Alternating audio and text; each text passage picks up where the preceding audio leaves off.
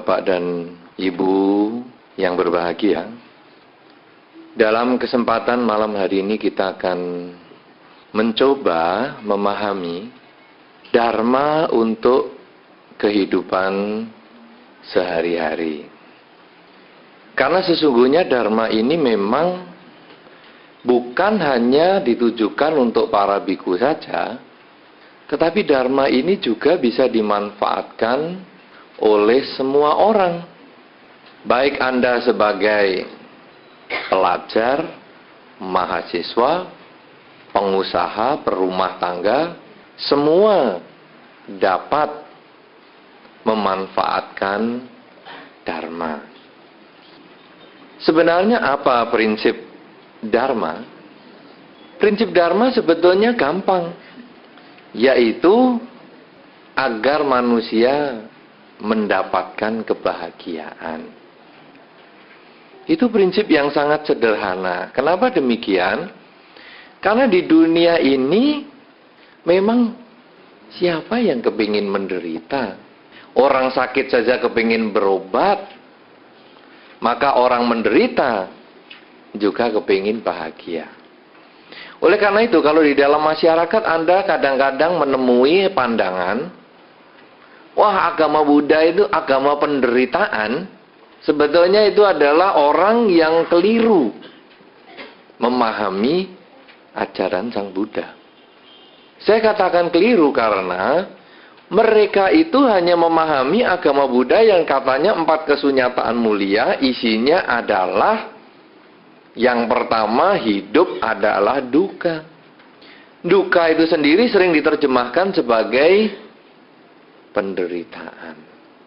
Sehingga orang dengan mudah mengatakan, karena isi agama Buddha yang pertama adalah hidup itu duka, hidup itu penderitaan, maka seluruh agama Buddha ajarannya adalah menderita. Nah, ini konsep yang keliru. Kenapa? Karena 4 kesunyataan mulia, hidup adalah duka itu adalah yang pertama. Kalau hidup adalah suka, kita nggak usah pusing. Hidup kalau suka tidak usah pusing-pusing beragama. Tetapi karena hidup itu adalah duka, maka marilah kita mencari solusi. Sehingga di dalam Dharma dikatakan, di dalam kesunyatan yang kedua, duka itu ada sebab. Sebabnya keinginannya sendiri. Kemudian yang ketiga, kalau sebabnya ini diatasi, keinginannya ini dikendalikan, timbullah kebahagiaan. Dan yang keempat adalah jalan untuk mencapai pengendalian keinginan, sehingga akhirnya muncul kebahagiaan. Oleh karena itu, kalau kita melihat sekarang, agama Buddha yang mengajarkan hidup duka ini diselidiki bahwa ada sebabnya. Kalau sudah ketahuan sebabnya, baru dicari caranya untuk mengatasi penyebab ini sehingga muncullah kebahagiaan. Sehingga kalau orang mengatakan agama Buddha adalah ajaran yang mengajarkan penderitaan, sekarang kita bisa memahami itu tentu satu konsep yang keliru. Nah, apalagi dikatakan di dalam Anguttara Nikaya, seorang umat Buddha itu bisa mempunyai beberapa hal untuk menumbuhkan, untuk mencapai kebahagiaan. Yang pertama tentu kebahagiaan materi. Di dalam Anguttara Nikaya dijelaskan sekali kebahagiaan materi itu, bahwa seorang umat Buddha boleh punya kekayaan. Ya, seorang umat Buddha boleh punya kekayaan. Jadi Anda malah bukan hanya boleh, mestinya harus kaya. Ya, bukan hanya boleh kaya, harus kaya. Tahu artinya harus kaya? Harus kaya tahu? Apa bedanya boleh kaya dan harus kaya? Boleh kaya dan harus kaya. Tahu enggak? Ini bahasa Indonesia. Ini bukan bahasa Pali. Anda enggak usah mikir sampai mukanya berkerut-kerut 27 lingkaran. Boleh kaya dan harus kaya itu apa artinya? Kalau boleh kaya itu apa? Boleh kaya, Boleh tidak? Boleh miskin. Kalau harus kaya, tidak ada pilihan lain. Loh, sudah mulai pinter Anda bahasa Indonesia. Nah, tadi melungut terus. Wah, harus kaya dan boleh kaya kok nggak bisa milih. Harus kaya berarti tidak ada pilihan lain. Anda harus mempunyai sesuatu usaha untuk berjuang. Oleh karena itu di dalam Dharma juga disampaikan bagaimana caranya kita itu untuk mencapai kekayaan kita itu. Ada banyak cara. Ada semangat, kemudian perjuangan yang keras sekali untuk mencapai apa yang kita inginkan itu. Jadi orang kepingin kaya itu harus berjuang, bukan santai-santai kipas-kipas di dalam rumah, tidak. Harus berjuang. Kemudian bagaimana kita bisa mulai mengumpulkan, menjaga milik kita itu. Kalau rusak diperbaiki, kalau hilang dicari. Jadi kalau orang kepingin kaya, jangan uangnya dikemplang orang, ya sudahlah, karma burukku memang berbuah, tidak apa-apa, santai-santai. Miskin kalau sudah begitu nanti. Kejar uangnya itu. Tapi kalau nggak dapat, ya udah, memang karma buruk sungguh-sungguh berbuah. Tapi kalau tidak, Anda harus berjuang, capai itu. Nah, jadi Anda menjaga apa yang sudah Anda miliki. Kemudian juga, bagaimana supaya bisa kaya terus? Punya teman. Teman yang baik itu adalah teman yang mendorong kita, menjaga, membuat kita selalu berusaha. Bukan teman yang ngajak kita ke diskotik, santai-santai, sabu-sabu, narkoba. Teman yang mendorong kita untuk selalu berjuang. Bukan teman yang, sudahlah kamu punya uang berapa? 10.000. Nih ada 4 nomor. Pasang nih. Kena syukur, nggak kena ya hitung-hitung berdana. Ini teman sesat. Tinggal. Karena ada teman di dalam Dhamma itu adalah teman yang membawa kita menuju kemajuan. Karena itu di dalam Manggala Sutta yang Anda baca tadi adalah asewana cak falanang panditanan cak sewana. Jangan bergaul dengan orang yang tidak bijaksana. Bergaullah dengan orang yang bijaksana. Karena pergaulan itu sangat-sangat penting untuk meningkatkan kualitas kekayaan kita. Kalau Anda membaca buku tentang psycho-cybernetics, pernah dengar itu? Hah? Berapa orang yang hari ini baru mendengar? Ya kecuali hari ini maksud saya. Siapa coba yang sebelumnya pernah mendengar psycho-cybernetics? 1 orang aja, 2 orang aja, 3. Padahal ini sudah 2 tahun yang lalu ini. Sudah kuno. Di situ dijelaskan bagaimana seseorang itu bisa meningkatkan kekayaan kalau pergaulannya itu 1 grade di atas kita.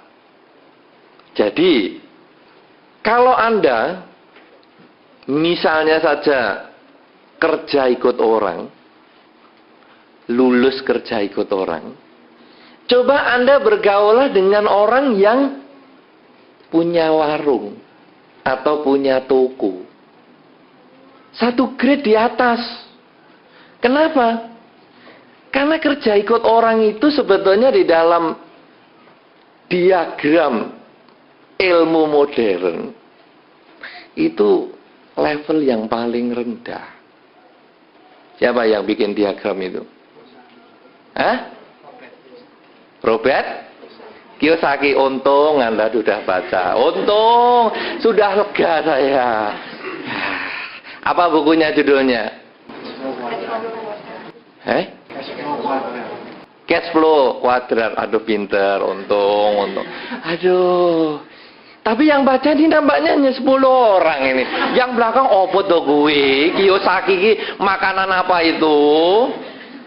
Dalam cash flow kuadran itu sudah jelas bahwa orang yang kerja ikut orang itu sebetulnya ya bagus, cuman itu level buruh. Anda cobalah bergaul dengan orang yang punya toko. Jadi Anda itu mulai berpikir, bagaimana ya duit kecil saya puter. Bukan diputer dalam kotak dana sampai segitu besarnya. Ini tadi saya pikir kotak dana atau kotak sampah atau pasir anti kebakaran. Oh, gedenya segitu atau kotak bayi. Karena hari ini musim orang hamil saya lihat. Apa itu? Benar gak itu? Kotak dana itu? Gedenya luar biasa. Padahal kotak segitu gedenya itu kalau uang cuma ribuan. Kalau 100.000 itu sekarang udah kecil-kecil. Ya tapi oke lah. Ini kan apa? Karena belum bergaul selevel lebih tinggi. Kalau sudah bergaul selevel lebih tinggi, di sini ini disediakan debit card. Pandai Anda sudahlah. Jadi kenapa Anda sudah berpikir itu masih disediakan kotak sekotak gedenya segitu, bayi saja bisa masuk. Kenapa ide Anda tidak dipakai? Ini kan psycho-cybernetic, pikiran saya langsung nyambung ke Anda.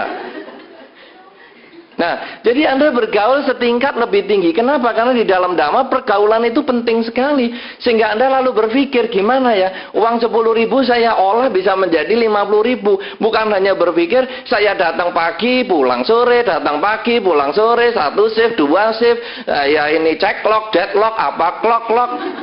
Sudah begitu tanda tangan gajian. Masa 15 tahun, 50 tahun cuma itu aja berpikirnya?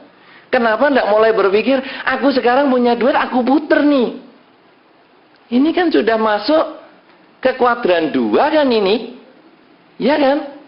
Nah, kuadran 2. Nah, kalau Anda sudah punya warung, coba tanya, berkumpullah kepada orang yang punya perusahaan. Jadi Anda mulai berpikir, masa ya harus aku yang kulaan beli barang? Masa aku yang merki harganya? Masa aku ya senyum-senyum di depan toko terus? Kenapa aku nggak pakai pegawai?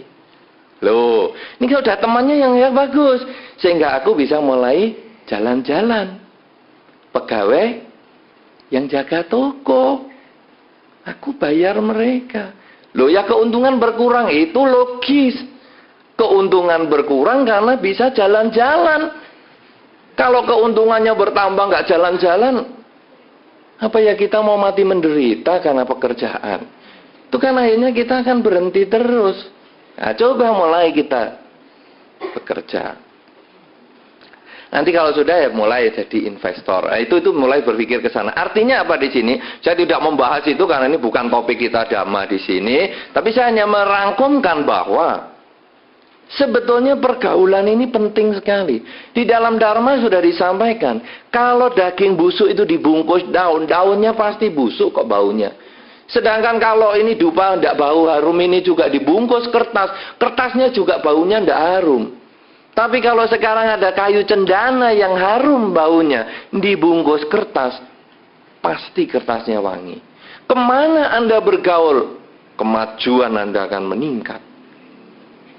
Makanya Anda bukan hanya boleh kaya secara dharma, harus kaya.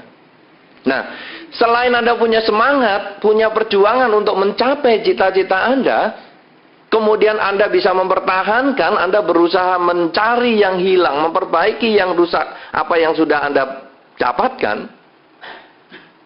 Kemudian Anda mempunyai teman, maka untuk mencapai kekayaan yang Anda inginkan sebagai tujuan kebahagiaan yang pertama itu, pengeluaran Anda itu harus seimbang dengan pemasukan. Kalau kita melihat di dalam Sigallowada Sutta, kita crosskan ke sana, maka kita akan melihat bahwa pengeluaran di dalam Dharma yang dianggap 100% itu 25% atau seperempatnya dipakai untuk kehidupan, 50% atau 2 bagian itu dipakai untuk menambah modal, dan 25% lainnya disimpan, didepositokan, atau dikerjakan untuk berbuat kebaikan. Jadi Anda lihat di dalam Sigallowada Sutta, 25% dipakai hidup, 50% dipakai untuk modal, 25% didepositkan. Apa ini sebetulnya? Ini adalah konsep investor. Ya kan? 50% kan diinvestkan lagi. Coba Anda bandingkan dengan Kiyosaki punya. Kiyosaki. Betul? Nah, coba Anda bandingkan. Arahnya kan dia maunya ke investor toh. Si Galowada Suta 3.000 tahun yang lalu sudah ngomong tentang investor. Cuman nggak dibaca baik-baik. 50% modal Anda itu cemplungkan lagi untuk modal. Bukan malah 50% untuk jualan jalan kemana-mana. Nah hebatnya lagi berbuat baik 25%. Seperempat. Atau Anda depositokan. Kenapa di dalam Dharma disampaikan kok 25% disimpan? Karena Anda tidak selalu sehat. Ini jaminan kesehatan. Istilahnya sekarang ada asuransi. Ini 3.000 tahun sudah diomongin. Jadi kalau Anda sakit itu duitnya dari mana? 25% yang Anda kumpulkan setiap hari ini loh. Jadi ini harus kaya. Oh ini masih banyak nanti level kekayaan ini. Wah rumit sekali. Hari ini kalau saya bahas itu pulang bisa kaya semua nanti. Kaya teori maksud saya. Karena itu saya akan masukkan ke level yang kedua. Bahwa sekarang kebahagiaan di dalam Dharma bukan hanya kekayaan materi. Anda bukan harus kaya materi. Tapi ada kebahagiaan yang kedua. Di dalam Anguttara Nikaya disampaikan Anda harus mencapai satu kedudukan sosial tertentu. Anda harus punya prestasi di dalam kehidupan Anda. Prestasi apa saja? Prestasi kuliah, mungkin apakah itu ranking 1 dari depan, ranking 1 dari belakang, sama saja pokoknya prestasi. Karena pasti Anda dikenal. Coba lihat itu yang paling pinter tuh bintang kelasnya. Nah ini coba lihat ini yang paling blow on ini di kelas. Karena Anda akan mencapai satu posisi tertentu. Sayangnya kalau yang negatif sebaiknya jangan dikerjain. Karena malu-maluin umat Buddha. Coba lihat Anda, bayangin. Sang Buddha. Begitu lahir langsung prestasinya akan meningkat. Kan diramal tuh. Ini kalau tidak raja di raja. Raja dari segala raja. Mesti jadi Buddha. Yang paling top. Ini prestasi. Lah guru kita prestasinya positif begini, ada mahasiswa IP-nya 0,9 lagi. Ya itu prestasi juga, tapi untuk apa prestasi yang jelek? Anda memang berani 0,9 IP, tapi untuk apa? Coba bisa prestasi 3,5, 3,7. Maksudnya 3,7. Anda jangan terlalu cepat berpikir. Atau bisa 4 plus, itu bagus sekali. Sehingga cum laude, summa cum laude. Coba itu, Anda capai. Kenapa? Karena Anda harus, bukan hanya, ya aku boleh berprestasi, boleh tidak. Apa yang pernah Anda capai di dalam kehidupan ini?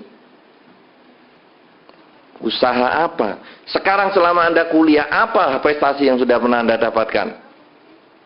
Apakah Anda sudah pernah jadi bintang kelas? Pernahkah Anda menjuarai olahraga di kampus Anda? Pernahkah Anda menjuarai hari Valentine dengan mengirim coklat yang terbanyak sampai banyak lawan jenis sakit gigi? Prestasi apa yang Anda pernah capai? Karena itu adalah status sosial. Dan di dalam masyarakat pun Anda harus punya status sosial. Di dalam kepengurusan atau di dalam wihara. Sudahkah saya menjadi pengurus wihara? Sudahkah selama hidup saya sebagai umat Buddha pernah bertanya pada saat acara begini, ada pertanyaan, ada saya mau tanya, sudah belum? Suruh tanya aja. Nah, lain kali aja Bante. Saya kalau lihat Bante lupa semua. Emangnya saya pil koplo lupa semua. Ini kan nggak beres namanya. Coba prestasi tanya. Prestasi pacaran, nggak usah. Prestasi pacaran nggak usah. Itu bikin orang banyak sakit hati. Tetapi cobalah, bikin prestasi yang positif-positif. Sehingga nanti setiap kali di wihara ini kan ada lomba nggak? Saya nggak tahu di wihara ini menjelang Waisak. Misalnya anak yang paling rajin ke wihara, ada nggak? Bikin. Mungkin pengurusnya nggak ada yang rajin juga, jadi nggak ada yang berani bikin. Coba bikin, siapa yang dalam 1 tahun itu 52 kali pergi ke wihara? setiap hari kebaktian? Ada? Bikin, kasih penghargaan. Jangan hanya saya sudah ngomong baru punya ide, ketinggalan. Harus Anda yang punya ide. Terus selama ini 1 bulan dalam Dhamma, siapa yang paling tiap hari datang? Ada?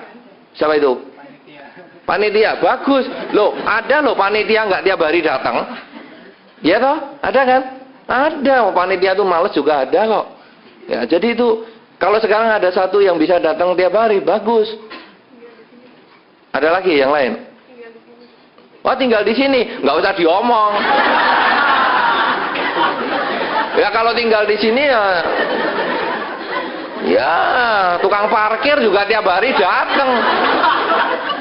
Wah, ini keterlaluan ini. Ya tukang parkir kasih penghargaan lah, tiap hari dia datang juga tuh 2 orang. Nah, saudara-saudara, jadi Anda harus punya kedudukan sosial. Karena itu Anda harus mulai berpikir. Bukan hanya apa yang aku bisa dapatkan dari wihara. Apa yang aku bisa capai di wihara. Tapi apa yang aku harus bisa tingkatkan. Kualitas diri apa yang aku bisa tingkatkan dalam kehidupan ini. Kadang-kadang orang sering mengeluh kepada saya. Bante, kenapa dalam masyarakat kok saya ini tidak dihargai orang, Bante? Kenapa orang ini kalau melihat saya kok menjelekkan saya, melecehkan saya? Saya jawab, kamu tidak bisa menuntut orang lain untuk menghargai kamu. Tapi sudahkah kamu meningkatkan kualitas dirimu supaya kamu dihargai mereka? Kalau kamu sudah bisa meningkatkan kualitas dirimu, kamu menjaga sikapmu, kamu menjaga ucapanmu, kamu menjaga perilakumu, kamu mengendalikan pikiranmu, maka kamu otomatis akan dihargai mereka. Tapi kalau kamu sendiri perilakunya rendah, kamu sendiri perilakunya menjengkelkan, kamu sendiri cara berbicaranya tidak menyenangkan, jangan harap orang lain menghargai kita. Kenapa, Bante, dalam 1 bulan saya putus cinta 3 kali? Jangan tanya kepada orang lain, tapi tanyalah pada diri sendiri. Kenapa saya ditinggalkan? Kualitas apa yang membuat orang jadi tidak bisa meninggalkan saya? Saya harus membuat dia sangat happy bersama saya. Nah, itu Anda juga prestasi, sehingga jangan bingung dalam 1 minggu Anda bisa dapat 3 nanti. Karena Anda penuh kasih sayang, pemancaran meta, perhatian, yang membuat orang menjadi sangat senang berdekatan dengan Anda. Kenapa saya dibenci dosen saya? Tidak. Kualitas apa yang membuat saya harus bisa disayangi dosen saya? Kalau Anda bisa selalu berpikir demikian, maka prestasi Anda akan meningkat dan Anda punya kedudukan sosial, dan itu harus Anda miliki. Kemudian yang ketiga, selain harus punya kekayaan, harus punya kedudukan sosial. Yang ketiga ini tidak terlalu harus, tapi juga perlu panjang umur. Karena harus panjang umur agak sulit. Ya toh? Harus panjang umur ini ada gantungan karmanya sedikit. Jadi kita harus menjaga pikiran supaya kita tenang. Jadi kita ini panjang umurnya. Kenapa demikian? Karena kalau Anda sudah punya kekayaan, Anda sudah punya kedudukan sosial, Anda punya umur panjang, sebetulnya yang paling penting nanti adalah bagaimana Anda menggunakan semua yang Anda miliki, baik kekayaan maupun potensi, kekuasaan, kedudukan Anda itu untuk mengembangkan kebajikan kepada lingkungan Anda. Jadi bukan hanya aku pokoknya kaya sendiri, udah nggak pusing dengan yang lain, pokoknya aku kedudukan paling tinggi sedunia. Tetapi Anda tidak mau memperhatikan orang lain, itu juga salah. Justru dengan umur yang panjang ini, menjaga cara berpikir, nanti saya akan terangkan ini bagaimana menjaga umur yang panjang ini, sehingga membuat Anda akan selalu memberikan manfaat untuk lingkungan dengan apa yang Anda miliki, dengan pangkat yang Anda jabat, Anda akan selalu memberikan manfaat. Sehingga dengan demikian 3 tujuan tadi sudah tercapai. Tujuan secara materi, maka Anda akan mencapai tujuan yang bukan materi, yaitu tujuan yang keempat. Karena Anda selalu menggunakan kekayaan yang Anda miliki Anda menggunakan pangkat yang Anda dapatkan, dan Anda menggunakan usia panjang Anda itu untuk lebih lama Anda mengembangkan kebajikan berdasarkan kekayaan dan pangkat Anda, maka muncullah kebahagiaan yang keempat, kebahagiaan surgawi, yaitu mati pun Anda happy. Ini di dalam Anguttara Nikaya 265 ini disebutkan 4 hal yang Anda bisa capai di dalam kehidupan ini. Kebahagiaan yang Anda bisa capai di dalam kehidupan ini: kekayaan, kedudukan sosial, umur panjang, dan mati masuk surga. Jangan kata mati masuk surga, hidup pun serasa di surga. Nah, sekarang bagaimana supaya umur panjang? Ini yang akan kita bahas. Karena ini bertujuan untuk kebahagiaan tadi. Kebahagiaan letaknya bukan pada kekayaan. Anda tentu sudah melihat orang kaya malah stres. Pernah lihat orang kaya stres? Banyak. Bingung. Anda boleh rasakan. Ketika Anda ke wihara pakai sandal jepit dan ke wihara pakai sepatu beli. Tahu nggak sepatu beli ya? Belum ya, mahasiswa kadang belum tahu. Sepatu apa ya? Pokoknya sepatu bagus.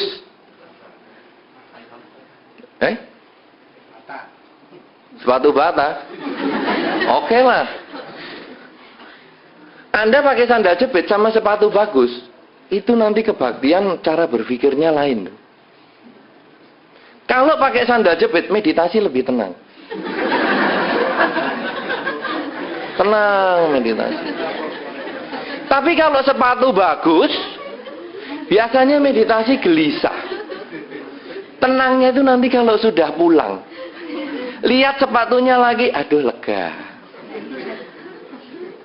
Apalagi di beberapa wihara yang tidak bentuknya ruko. Biasanya wihara yang agak besar, kan sepatu sandal kan di luar tidak masalah.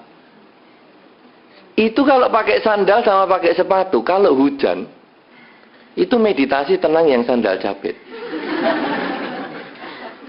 Hujan lebat itu yang sandal jepit tenang-tenang. Malah mungkin mencapai puncak konsentrasi yang luar biasa. Tapi yang bersepatu bagus bingung, gimana ya sepatuku? Apa sudah jadi kolam ya? Waduh. Itulah kekayaan bikin stres. Ya kan? Makanya Anda sering melihat toh umat Buddha ke wihara sandalan jepit. Jadi sulit kan dibedakan antara ke wihara dan ke WC.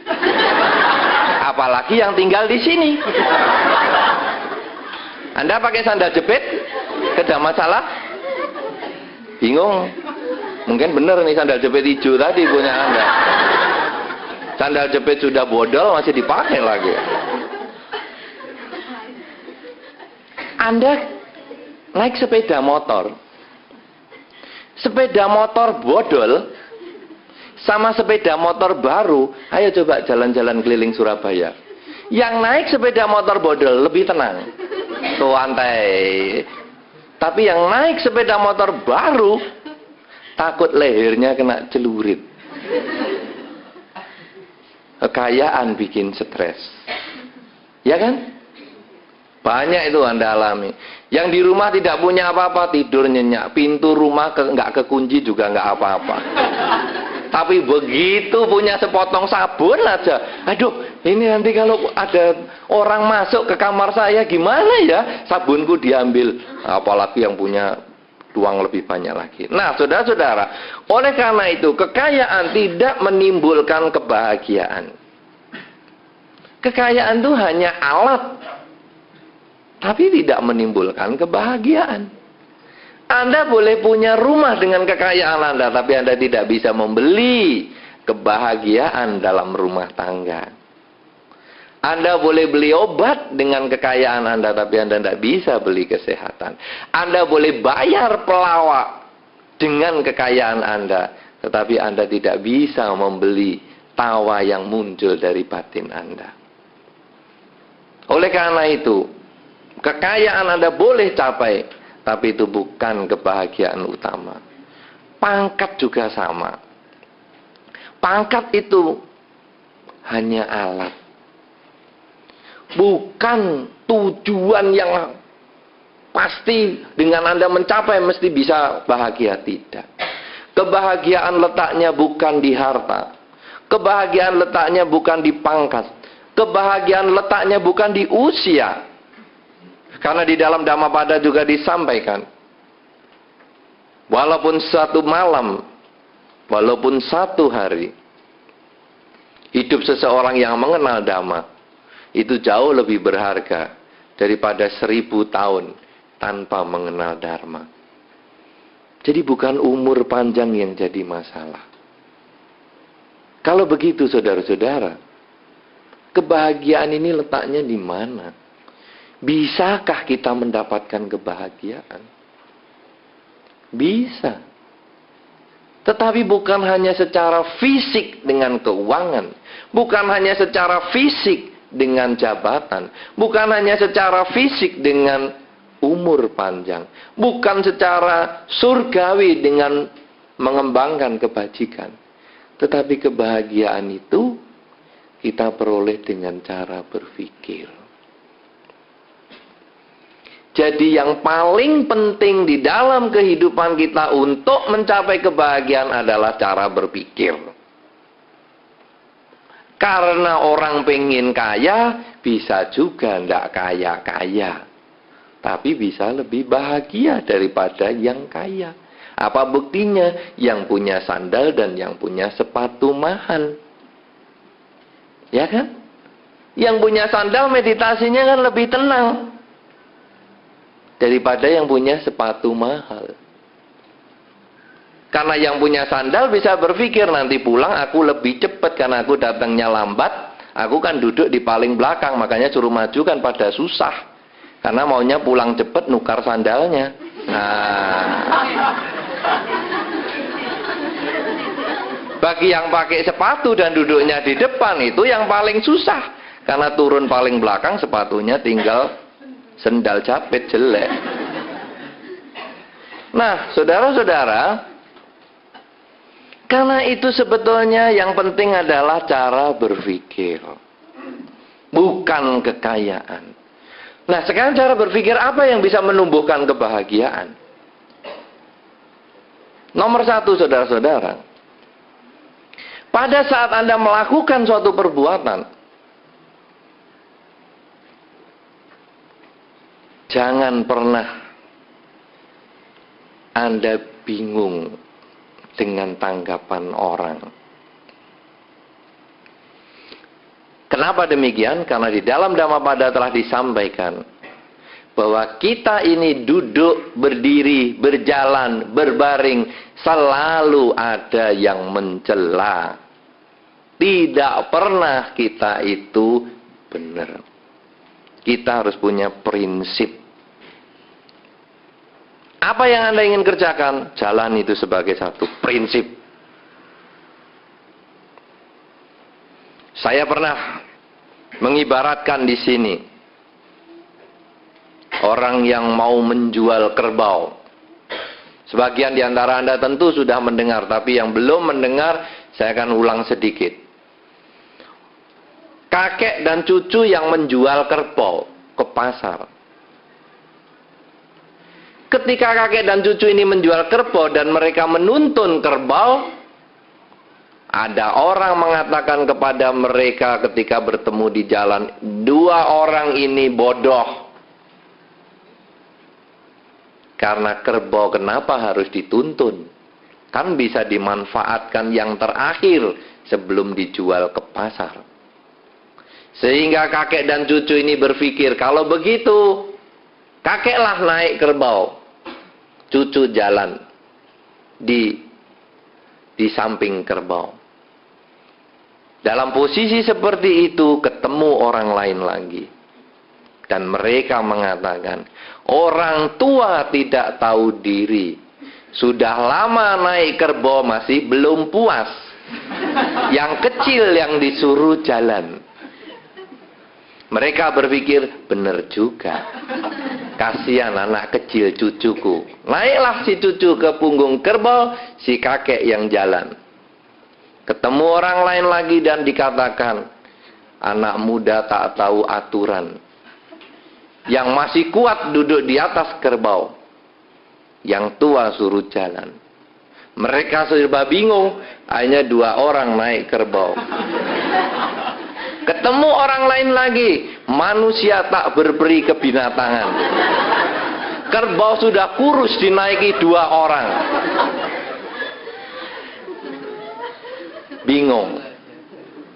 Kenapa saudara? Karena kita di dalam setiap perilaku kita mesti ada pro dan kontra.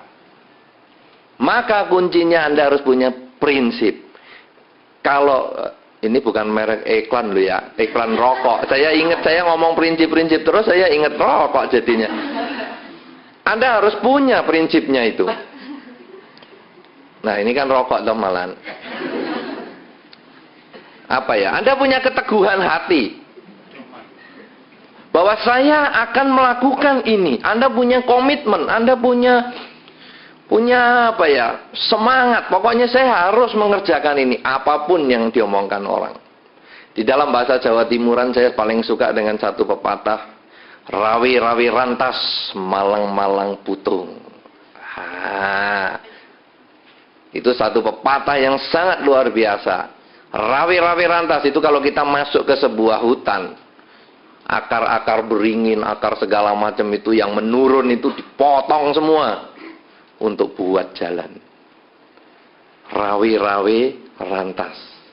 Malang-malang artinya adalah pohon yang tumpang tindih begitu, potongi semua buat jalan. Karena itu ada satu orang yang mengatakan, segala sesuatu pasti ada jalan keluarnya. Semua masalah pasti ada jalan keluarnya. Kalau Anda tidak ketemu jalan keluarnya, buat jalan keluar. Dibuat. Harus buat. Ini orang yang sangat semangat. Semua masalah ada jalan keluarnya. Kalau Anda tidak ketemu jalan keluarnya, buat jalan keluar. Bukan dengan tali digantungkan leher Anda.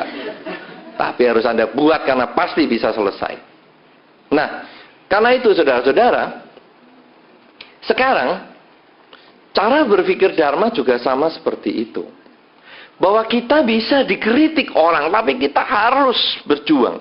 Karena sudah dikatakan di dalam Dhammapada bahwa kita duduk, berdiri, berjalan itu selalu dikritik. Apa sih buktinya? Anda duduk ini tiap hari dengerin Dhamma begini, ini bisa dikritik kok Anda. Pengangguran ya? Tiap hari ke wihara selama 1 bulan. Apa pengangguran? Coba kamu kerja sana, udah kaya raya. Bisa dikritik. Tapi Anda yang tidak datang juga bisa dikritik. Dalam 1 tahun itu cuma 1 bulan dengerin begini. Kenapa kok tidak dimanfaatkan? Anda yang setengah datang setengah tidak, itu juga dikritik. Kamu kalau datang kan kalau pas yang kamu cintai itu datang kan? Kalau kamu enggak kan enggak datang, ya sudah kelihatan itu. Makanya kan pengurusnya ini kan gantian datangnya. Nah, kalau si pengurus si A yang datang, kamu datang.